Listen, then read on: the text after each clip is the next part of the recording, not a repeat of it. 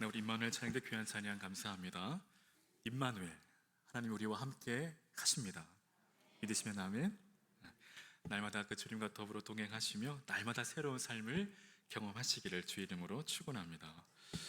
사랑합니다. 네, 오늘 예배 자리에 나오신 우리 덕진 가족 여러분, 주님의 이름으로 크게 환영하며 넘치도록 축복합니다. 우리 오랜만에 옆에 계신 분들과 한번 인사할까요? 사랑합니다. 축복합니다.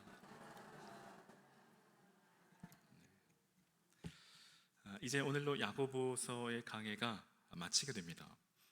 저 개인적으로는 야고보서의 말씀을 통해 다시금 이 성숙함에 이르는 지혜가 얼마나 소중한지를 깨닫게 되었고, 동시에 저의 성숙하지 못한 모습을 돌아보는 시간이 되었던 것 같습니다. 이제 성숙함에 이르는 지혜, 그 마지막 시간인데요, 바라기는 저와 여러분 모두가 또 성숙한 그리스도인의 모습으로 날마다 새로워지시기를 주님의 이름으로 간절히 축원합니다. 그러니까 성숙한 그리스도인이 되는 것, 그것은 그리스도인이라면 누구나 바라는 바람입니다. 근데 만일 이 바람이 없다면 그리스도인인지 아닌지를 먼저 점검해 보아야 합니다. 왜냐하면 그리스도인이라면 누구나 성숙한 그리스도인이 되기를 간절히 바라고 원하고 기도함이 마땅하기 때문입니다. 이는 생명이 자라가듯이 너무도 자연스러운 현상입니다. 바꿔 말하면 이러한 바람이 없다면 그 안에 생명이 없는 것과 같다라는 것입니다. 오늘 저와 여러분 어떠신가요? 정말 성숙한 그리스도인이 되기를 간절히 바라고 원하고 기도하시나요? 그럼 성숙한 그리스도인인지 아닌지 우리가 어떻게 구분할 수 있을까요? 이는 겉으로만 봐서는 알 수 없습니다. 또한 신앙의 성숙은 이 신앙의 연수와 꼭 비례하지만은 않습니다. 직분도 마찬가지죠. 그럼 어떻게 알 수 있을까요? 그것은 바로 어떠한 문제를 만났을 때 어떻게 반응하는가에 따라 그 성숙함의 정도를 알 수 있습니다. 즉 반응의 정도가 성숙의 정도라는 것입니다. 우리가 어떤 사건을 만났을 때 그 사건 자체가 우리의 미래를 결정하는 것이 아니라 그 사건에 어떻게 반응하느냐에 따라 우리의 미래가 결정됩니다. 한 예로 얼마 전에 끝난 이 항저우 아시안 게임에서 이 배드민턴 선수인 이 안세영 선수가 경기 중에 무릎 부상을 입게 되었습니다. 그럼에도 포기하지 않고 숙적 이 천이페이 선수를 상대로 이겨 마침내 금메달을 목에 걸게 됩니다. 경기 후 인터뷰에서 그는 말하기를 비록 경기 중에 무릎 부상을 입게 되었지만 오히려 몸에 힘을 빼고 스트로크에 더 집중할 수 있었기에 또 그것이 승리의 원동력이 되었다라고 말합니다. 이처럼 사건에 대한 반응에 따라 승자가 될 수도 있고 패자가 될 수도 있습니다. 즉 사건 자체보다 더 중요한 것은 사건에 대한 반응이라는 것입니다. 이는 우리의 신앙도 마찬가지입니다. 야고보는 오늘 말씀에서 우리 인생의 이 사건 속에서 보여야 할 몇 가지 중요한 반응들을 우리에게 가르쳐 주고 있습니다. 그 가운데 고난당하는 자, 또 즐거워하는 자, 병든 자의 이 마땅한 반응에 대해서 말씀합니다. 그럼 먼저 이 고난이 찾아왔을 때의 반응입니다. 그리스도인의 이 성숙은 고난에 어떻게 반응하냐에 따라 결정됩니다. 이런 고난은 고통스러운 것이죠. 누구도 고난을 환영하지 않습니다. 할 수만 있으면 피하고 싶습니다. 목사인 저 역시도 그러합니다. 하지만 피할 수 없습니다. 왜냐하면 우리 인생 그 자체가 고난이요, 또 고난의 연속이기 때문이죠. 누군가 말했던가요? 피할 수 없으면 즐기라. 그러나 성경은 고난을 즐기라는 정도가 아니라 귀하게 여기라고 말씀합니다. 왜냐하면 하나님은 이 고난이라는 이 포장지 안에 귀한 선물을, 귀한 보석을 담아두고 계시기 때문입니다. 이 야고보 사도는 야고보서를 시작과 함께 1장 2절에 내 형제들아 너희가 여러 가지 시험을 만나거든 온전히 기쁘게 여기라고 말합니다. 여기 여러 가지 시험은 곧 고난을 의미합니다. 즉 여러 가지 고난을 만나거든 온전히 기쁘게 여기라는 것입니다. 그 이유는 이 고난을 통해 인내라는 이 신앙의 열매를 얻기 때문입니다. 즉 하나님은 이 고난이라는 이 포장지 안에 인내라는 귀한 선물을 담아 두셨다라는 것이죠. 여러분, 신앙은 곧 인내입니다. 신앙의 기승전결, 그 결은 결국 인내입니다. 신앙은 끝까지 참고 견디는 것이죠. 끝까지 참고 견디는 자만이, 인내하는 자만이 이 믿음의 경주에서 승리할 수 있습니다. 그러므로 인내는 우리의 믿음의 삶의 가장 귀한 열매 중에 하나입니다. 아니 단연 으뜸이라 할 수 있습니다. 베스트 오브 베스트입니다. 그러니까 메달로 따지면 금메달과도 같습니다. 사랑하는 여러분, 인내하는 자만이 금메달을 목에 걸 수 있습니다. 근데 이 인내라는 열매는 오직 고난을 통해서만 가능하다라는 것이죠. 여러분, 하나님께서 귀하게 쓰신, 또 귀하게 쓰임받은 하나님의 사람들을 한번 보십시오. 그들은 한결같이 고난이라는 이 관문을 통과한 자들입니다. 그러니까 대표적으로 모세가 그러했고 요셉의 삶이 그러했습니다. 사도 바울의 삶 역시도 그러했죠. 무엇보다 우리 예수님께서도 십자가라는 이 큰 고난을 통과하셨습니다. 사랑하는 여러분, 고난이 없이는 면류관도 없습니다. 십자가 없인 부활도 없습니다. 우리 예수님은 십자가로 승리하셨습니다. 근데 중요한 사실은 오늘 저와 여러분 역시도 이 십자가를 반드시 통과해야만 한다는 것입니다.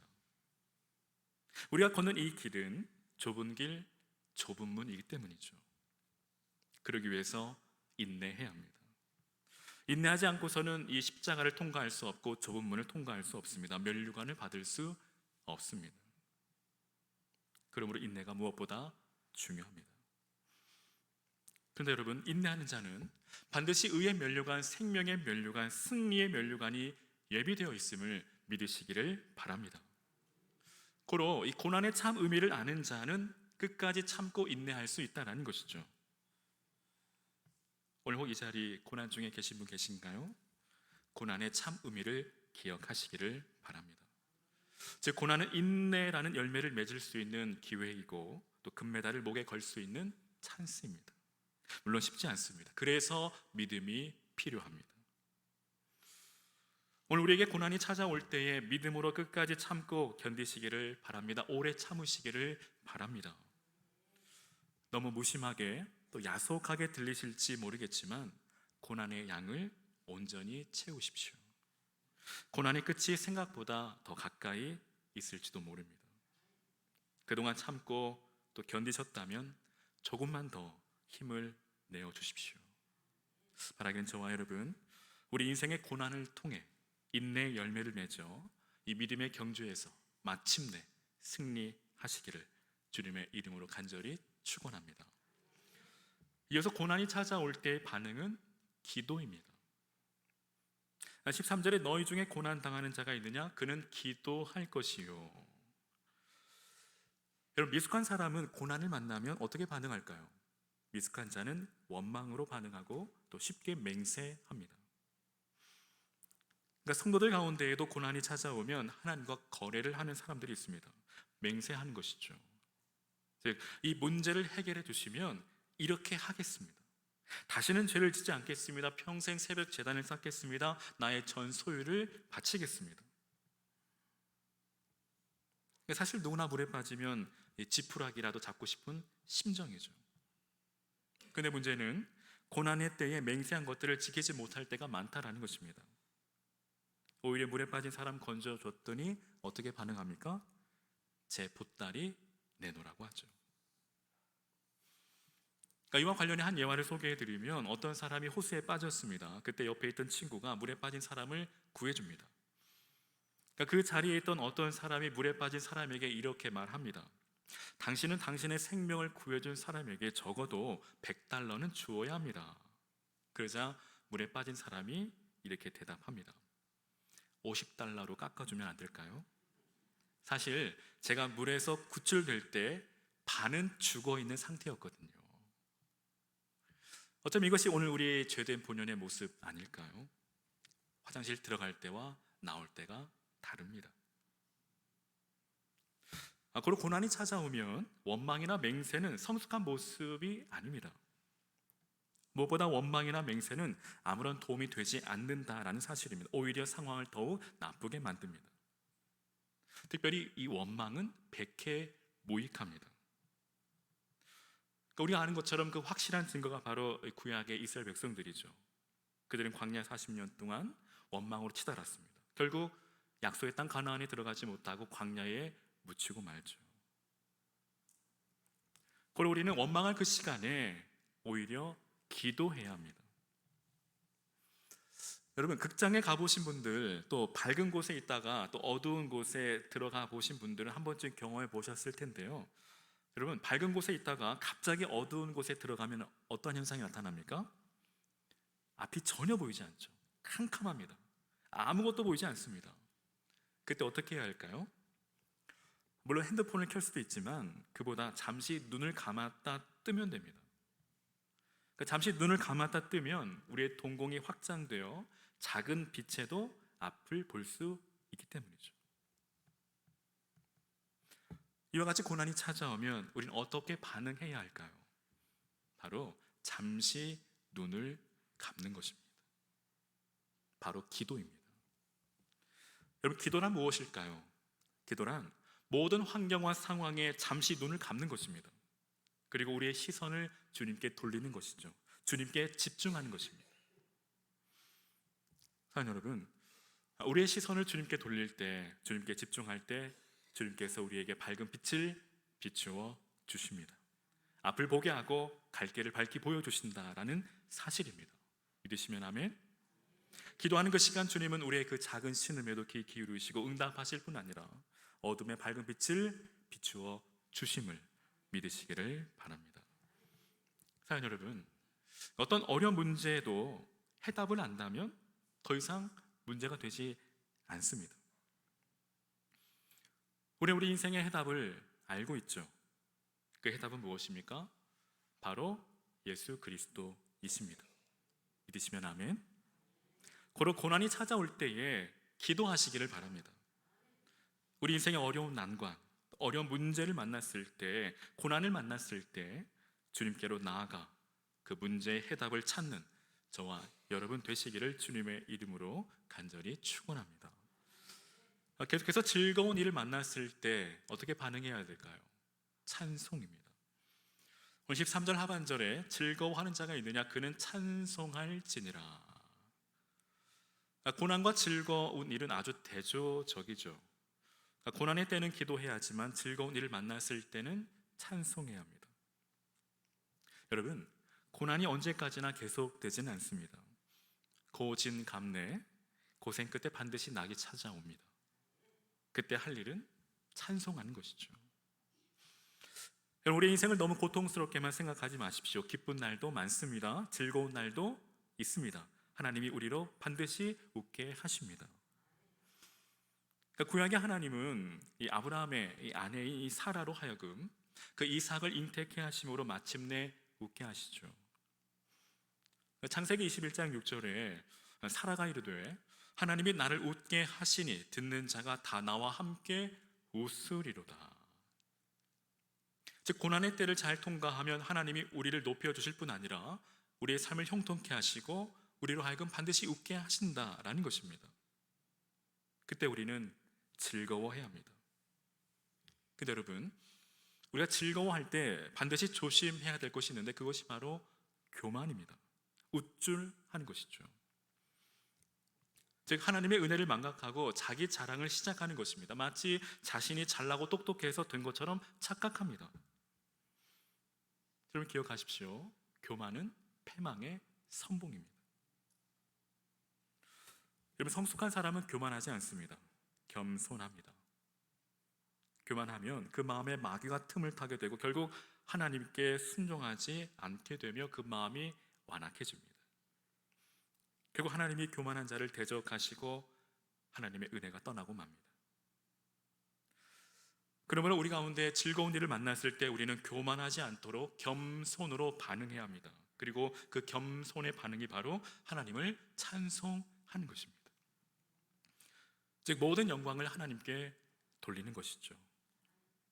이것이 바로 성숙한 그리스도인의 참 모습입니다.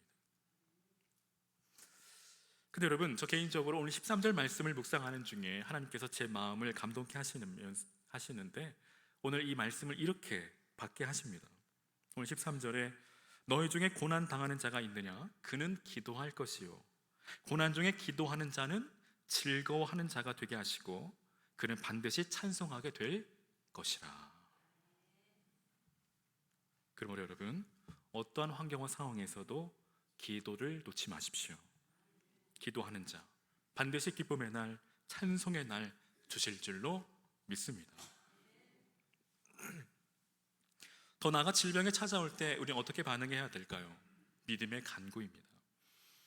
오늘 14절에 너희 중에 병든 자가 있느냐? 그는 교회 장로들을 청할 것이요 그들은 주의 이름으로 기름을 바르며 그를 위하여 기도할지니라.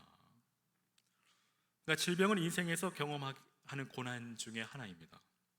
지금도 여러 질병으로 인해 고난 중에 계신 분들이 참 많이 계십니다. 특별히 중한 질병으로 고난 중에 계신 분들도 적지 않습니다. 그러니까 시간이 지날수록 건강만큼 소중한 것이 없음을 더더욱 절감합니다. 먼저는 우리 덕진교회 모든 성도님, 우리 믿음의 가정들 즉 영혼이 잘 되고 범사가 잘 되고 늘 강건하시기를 주님의 이름으로 간절히 축원합니다. 14절에서 15절까지 병든 자를 위한 기도, 병 낫기를 위한 기도에 관해 말씀합니다. 근데 여러분, 여기에서 중요한 것은 무엇일까요? 야고보 사도가 말하고 싶은 그 본질은 무엇일까요? 그것은 바로 믿음의 간구입니다. 즉 여기에서 중요한 것은 누가 질병을 고쳤느냐, 어떠한 기름을 사용했느냐가 아니라 믿음의 간구라는 것입니다.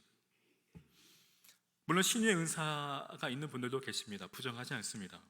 또 치료의 목적으로 기름이나 오일 등을 사용하기도 하죠. 그러나 오늘 야고보 사도가 말하고자 하는 것은 치유의 근원입니다. 즉 치유의 근원은 무엇입니까? 주님의 이름으로입니다. 다시 말해 예수 그리스도께서 완전한 치유자가 되신다라는 사실입니다. 믿으시면 아멘. 여러분, 이와 반대로 이 질병의 근원지가 어디일까요? 언제 어디서부터 이 질병이 발병했을까요? 바로 에덴이죠.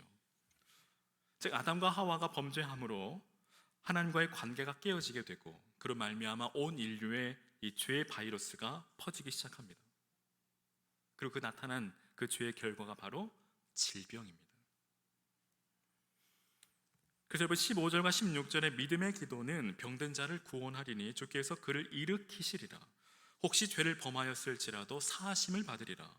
그러므로 너희 죄를 서로 고백하며 병 낫기를 위하여 서로 기도하라. 의인의 간구는 역사하는 힘이 크다라고 말씀합니다.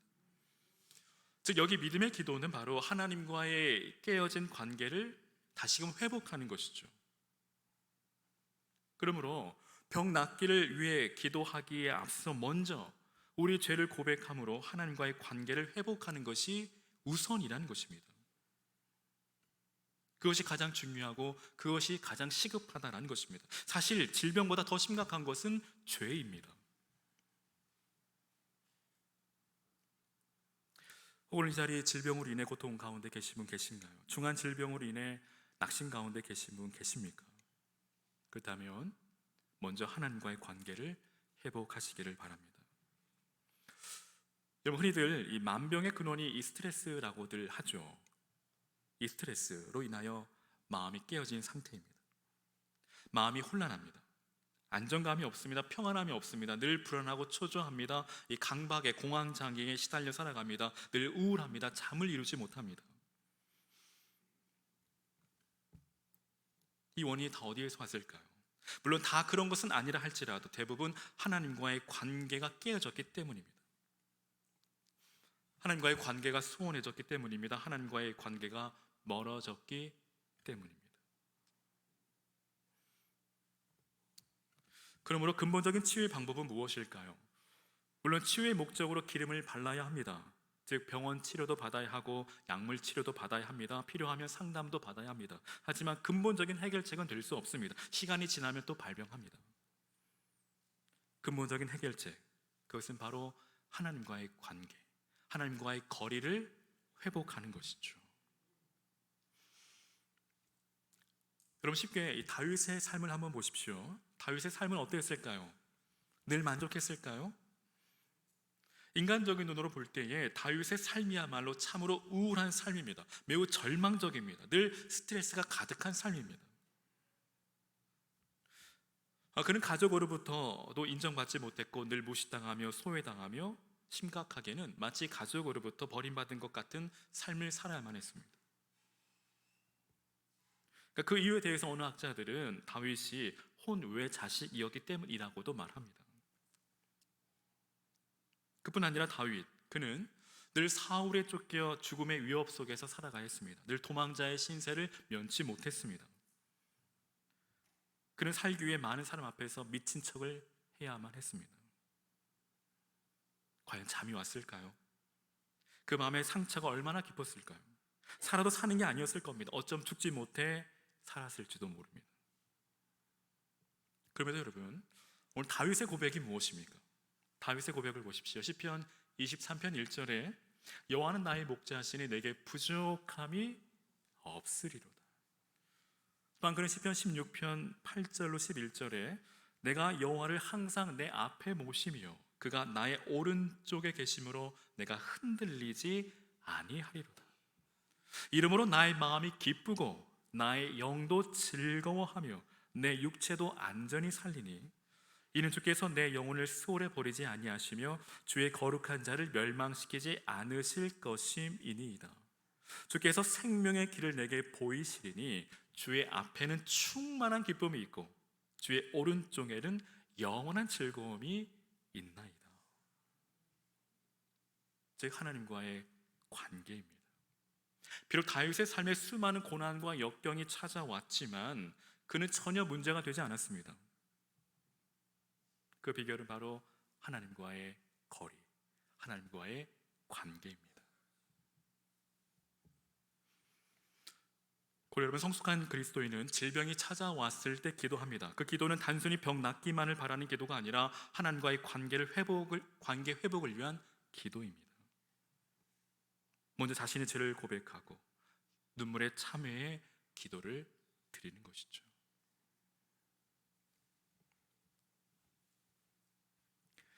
오늘 저와 여러분 중한 질병으로 고통 가운데 계신 분 계십니까? 그렇다면 하나님 앞에 나아가 우십시오. 눈물로 기도하십시오. 하나님은 눈물에 약한 분이십니다. 하나님은 한나의 그 눈물의 기도를 외면하지 않고 그 기도를 들어주십니다.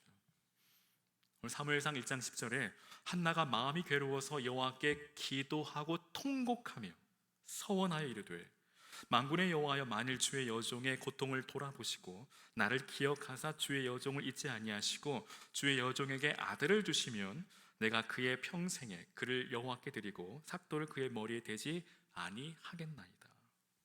이와 같은 한나의 그 눈물의 기도, 그 통곡에 하나님께서 어떻게 응답하셨을까요? 어떻게 반응하셨을까요? 19절과 20절입니다. 그들이 아침에 일찍 일어나 여호와 앞에 경배하고 돌아가 라마의 자기 집에 이르니라. 엘가나가 그의 아내 한나와 동침하매 여호와께서 그를 생각하신지라. 한나가 임신하고 때가 이름에 아들을 낳아 사무엘이라 이름하였으니 이는 내가 여호와께 그를 구하였다 함이더라.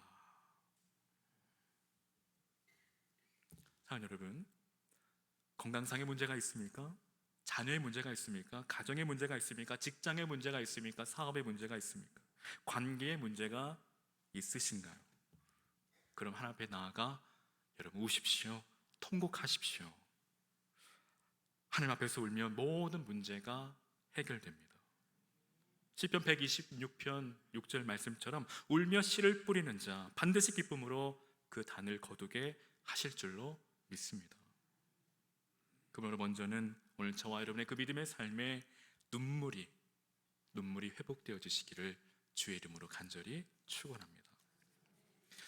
이에 덧붙여 야고보 사도는 의인의 간구는 역사하는 힘이 크다라고 말합니다. 여기 의인은 누구일까요? 여기 의인은 앞서 말씀드린 기도의 사람입니다. 바로 하나님과의 관계가 온전하고 올바른 믿음의 사람이라는 것이죠. 이 의인의 간구가 오늘 사도행전 3장에도 나타납니다. 그러니까 제9시 기도 시간에 베드로와 요한이 성전에 올라갈 때 나면서부터 못 걷게 된 이가 성전 미문에서 구걸할 그때 베드로와 요한이 그를 향해 이렇게 말합니다. 은과 금은 내게 없거니와 내게 있는 것을 내게 주노니 나사렛 예수 그리스도의 이름으로 일어나 걸으라. 믿음으로 선포할 때 오늘 그곳에 하나님의 놀라운 역사가 일어납니다. 그가 일어나 걷기도 하고 뛰기도 하며 하나님을 찬송합니다. 이처럼 여러분, 베드로와 요한은 하루에 3번 기도 시간에 성전에 올라가 기도하는 기도의 사람이었습니다. 이것이 무엇을 말해줍니까? 바로 하나님과의 관계를 말해줍니다. 사랑하는 여러분, 우리가 믿는 하나님은 살아 계십니다. 살아 계십니다. 믿으시면 아멘. 하나님은 살아 계실 뿐 아니라 하나님의 역사는 지금도 계속 되어집니다. 문제는 다만 나에게 있습니다. 즉 하나님과 나와의 관계입니다. 그럼 하나님과 관계가 온전한 믿음의 사람은 누구일까요? 그는 바로 나를 믿지 않는 자입니다. 나를 믿지 않고 오직 하나님 한 분만을 신앙하는 사람입니다. 하나님 한 분만을 믿고 의지하는 사람입니다. 그럼 이 야고보 사도는 의인의 간구를 이야기하며 한 사람을 소개하고 있는데 바로 기도의 사람 엘리야입니다. 오늘 17절과 18절에 엘리야는 우리와 성정이 같은 사람이로되 그가 비가 오지 않기를 간절히 기도한즉 3년 6개월 동안 땅에 비가 오지 아니하고 다시 기도하는 하늘이 비를 주고 땅이 열매를 맺었다 라고 말씀합니다. 그 다음 여러분, 이 의인의 간구는 왜 역사하는 힘이 클까요? 엘리야의 기도에 어떠한 특징이 있었을까요? 먼저 17절에 엘리야는 우리와 성정이 같은 사람이라고 소개합니다. 즉 엘리야에겐 특별할 것이 없다라는 것이죠. 우리와 똑같은 사람이라는 것입니다. 우리가 아는 것처럼 이 갈멜산 전투에서 그는 대승을 거두었지만 이후 이세벨에게 쫓겨 또 두려워하여 로뎀 나무 아래에 숨어 지내며 죽기를 자초한 인물입니다. 즉 그의 연약함을 우리가 보게 됩니다. 그 역시도 우리와 같은 사람입니다. 근데 이어서 그가 비가 오지 않기를 간절히 기도한즉이라고 말씀합니다. 즉 엘리야의 기도는 이스라엘의 영적 회복을 위한 간절한 기도였다라는 것입니다. 그럼 간절한 기도란 과연 무엇일까요? 여러분, 간절했던 적 계셨습니까? 우리가 어느 때 간절할까요? 바로 절박할 때죠. 그러니까 어쩜 사업하시는 분들에게 이 간절한 때는 어쩜 부도 나기 직전이 아닐까요? 또는 수험생들에게 시험 당일날 또는 합격자 발표의 날, 또한 중요한 질병으로 인하여 수술실에 들어가기 전, 또한 고속도로를 달리는데 정체는 심하고 휴게소는 한참 멀리 남았는데 화장실은 급할 때, 아무도 웃지 않으시나요? 한번 좀 경험해 보셨죠? 정말 간절합니다. 여러분, 열왕기상 18장에 엘리야의 이 간절한 기도의 모습에 대하여 기록하고 있는데 당시 엘리야의 이 기도의 자세를 보면 그는 갈멜산 꼭대기로 올라가 땅에 꿇어 엎드려 그 얼굴을 무릎 사이에 넣고 기도했다라고 말씀합니다. 이는 하나님 앞에 철저한 부복이죠. 절대 항복입니다. 즉 다시 말해 모든 것을 다 내려놓고 모든 가능성을 다 포기한 채 오직 하나님 한 분만을 신앙하는 것입니다. 하나님 한 분만을 바라고 의지하는 것이죠. 오늘 저와 여러분, 우리에게 이러한 간절한 기도가 있으신가요? 어린아이처럼 하나님 앞에 떼쓰는 기도 말고요. 여러분의 자녀의 구원의 문제를 위해 한나처럼 슬퍼하며 통곡해 보셨나요? 자녀의 신앙의 문제를 위해 눈물 뿌려 기도해 보셨나요? 그저 학교 공부만 잘하면 그만인가요? 또한 여러분의 믿지 않는 남편과 아내를 위해 얼마나 간절히 기도해 보셨나요? 교회를 위해서는 어떻습니까? 간절히 기도하지도 않으면서 변화되기를 바라고 부흥되기를 바라고 성공하기를 바라고 계십니까? 간절히 기도하지 않았다면 말하지 마십시오. 간절히 기도하지 않았다면 침묵하십시오. 그저 조용히 있는 게 도와주는 겁니다. 사랑하는 여러분, 성숙한 성도는 말하지 않습니다. 성숙한 성도는 그저 하나님 앞에 잠잠히 기도할 뿐입니다. 통곡하며 기도할 뿐입니다. 여러분, 말 많은 사람 치고 성숙한 사람 보지 못했습니다. 여러분, 유치원에 한번 가보십시오. 초등학교 한번 가보십시오. 쉬는 시간 아이들이 얼마나 말이 많은지 모릅니다. 물론 그것이 나쁜 것은 아닙니다. 말 많고 시끄러운 것 아이들의 특성이죠. 근데 여러분, 나이가 들어도 신앙의 연수가 늘어가도 말이 많다면 문제입니다. 왜냐하면 여전히 어린아이 상태에 머물고 있기 때문이죠. 즉 어른아이입니다. 오늘 오후에 또 당예원 또 안수 집사 간담회가 있는데 간담회 좋습니다. 토론회도 좋습니다. 그러나 무엇보다 중요한 것은 기도입니다. 여러분, 기도할 때 하나님이 움직이십니다. 기도할 때 하나님께서 일하십니다. 기도할 때 하나님의 역사가 나타납니다. 그러므로 오늘 저와 여러분, 우리 어떤 환경과 상황에서든지 늘 하나님 앞에 늘 간절히 기도함으로 또 하나님의 크신 역사를 이루어 가시는 저와 여러분, 우리 덕진교회 되기를 주의 이름으로 간절히 축원합니다. 이제 말씀을 마치려 합니다. 사랑하는 여러분, 성숙함에 이르는 지혜는 곧 사건에 대한 그의 합당한 반응입니다. 그런데 그 합당한 반응은 하나님과의 온전한 관계를 통해 나타난다라는 것입니다. 하나님과의 온전한 관계, 올바른 관계를 맺을 때 우리의 신앙이, 우리의 믿음이 성숙해져 갑니다. 여러분, 성숙한 신앙은 문제를 해결합니다. 하지만 반대로 미숙한 신앙은 언제나 문제를 유발합니다. 여러분, 한번 우리 인생에 발생하는 크고 작은 여러 가지 문제들, 그 원인들을 한번 들여다보십시오. 한번 살펴보십시오. 생각해 보십시오. 분명 우리의 미숙함 때문일지도 모릅니다. 한예로 운전이 미숙하면 반드시 사건 사고가 발생하듯이 우리 미숙한 삶에 늘 사건 사고가 끊이지 않는다라는 것이죠. 그래서 성숙함이 무엇보다 중요합니다. 그리고 성숙함에 이르기 위해서 무엇보다 하나님과의 거리, 하나님과의 관계가 중요합니다. 하나님과의 관계만 바로 선다면 우리의 신앙은 성숙해질 뿐 아니라 우리 인생의 모든 문제는 더 이상 문제가 되지 않습니다. 그렇다면 어떻게 하나님과의 온전한 관계를 맺을 수 있을까요? 그 방법은 바로 날마다 하나님께로 더욱 가까이 나아가는 것이죠. 그리고 하나님께 가까이 나아가는 것이 가장 복된 길입니다. 하나님께 나아가는 그 구체적인 방법은 바로 말씀과 기도입니다. 그 말씀과 기도의 삶이 곧 예배죠. 사랑하는 여러분, 기억하십시오. 예배의 성공자가 인생의 진정한 성공자입니다.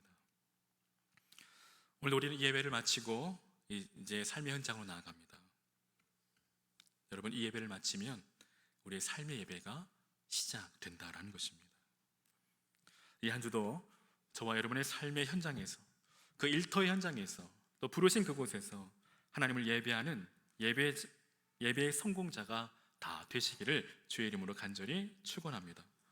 오늘도 저와 여러분 하나님과의 온전한 관계를 맺어 성숙함에 이르러 저와 여러분의 삶에 늘 하나님의 은혜가 늘 풍성하시기를, 그 은혜를 경험해 살아가시기를 주의 이름으로 간절히 축원합니다.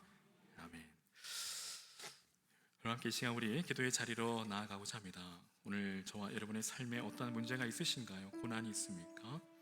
또 마음의 질병으로, 또 마음에 또 여러 가지 번뇌와 또 마음에 또 무거운 짐을 지고 계신 분 계신가요?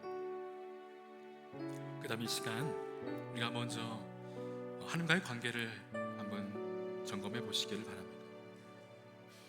하나님과 나와의 그 거리 얼마나 멀리 떨어져 있는지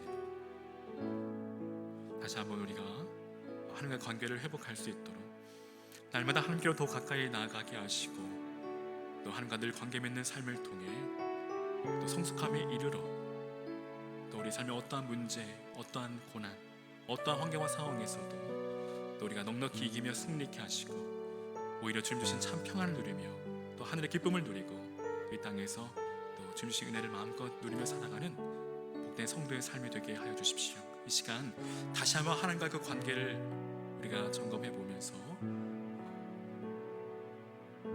다시 한번 우리 삶을 돌이키고 회개함으로 하나님과 그 관계를 회복할 수 있는 은혜의 시간 됐기를 바라면서 우리 시간 주여 한번 간절히 부르고 합심하여 기도의 자리로 함께 나아갑니다. 주여,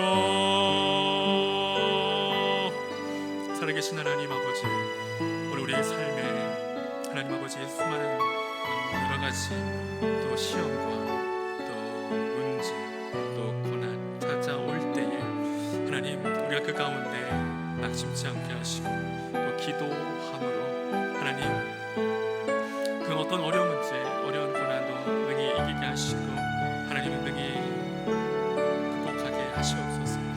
우리 인생에 찾아올 모든 고난 주님 오직 그 열쇠는 오직 하나님과의 관계에 있음을 우리가 깨달아 알게 하시고 아버지 우리가 무엇보다 하나님과의 관계를 회복하게 하시고 하나님과의 그 관계를 온전히 회복하여 정말 성숙한 그리스도인의 삶으로 우리가 나아가게 하시고 그 가운데 어떠한 어려운 문제도 어떠한 고난도 능히 이기게 하시고 오히려 우리 안에 참 평안을 누리게 하시고 오히려 그 고난을 통해 더욱더 인내함으로 우리가 이 믿음의 경주에 승리할 수 있도록 은혜 베풀어 주시옵소서. 오 하나님 아버지 주님 다시 우리 하나님과의 그 관계를 우리가 점검하게 하시고 하나님 다시금 주님께 우리 삶을 돌이키게 하시고 돌아가게 하시고 주님과 온전히 관계 맺는 삶을 통하여 성숙함에 이르게 하시고 이 땅에서 참 성숙한 그리스도인의 삶을 온전히 살아갈 수 있도록 은혜를 베풀어 주시옵소서.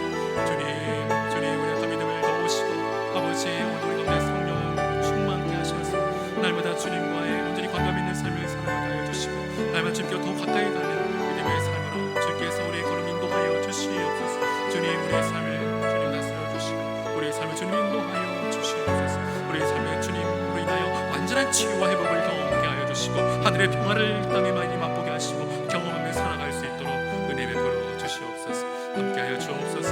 감사드리며 살아계신 우리 주 예수님의 이름으로 간절히 기도하옵나이다.